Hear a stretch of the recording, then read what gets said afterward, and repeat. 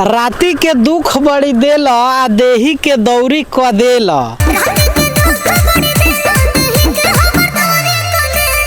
Bhojpuri singer अंकुश राजा और शिवानी सिंह का एक गाना रिलीज हुआ है जिस गाने का टाइटल है कि देही के दौरी क देला।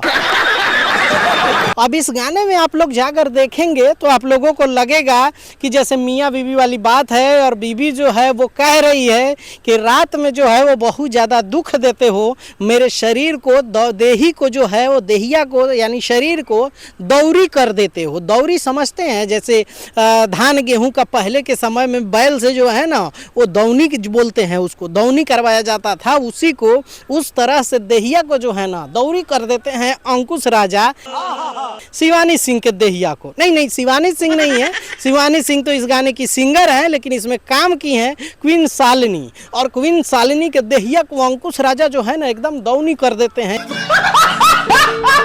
अब इस गाने में यही सब है, आप लोग जाकर देखिएगा और बताइएगा कि इस गाने के जो लिखने वाले जो लोग हैं वो बॉस रामपुरी ने इस गाने को लिखा है, जो अंकुश राजा के सबसे करीबी और सबसे खास राइटर में से एक माना जाता है। क्या बात कर रहे हैं? और इस गाने का म्यूजिक जो है वो विकी वॉक्स ने दिया है।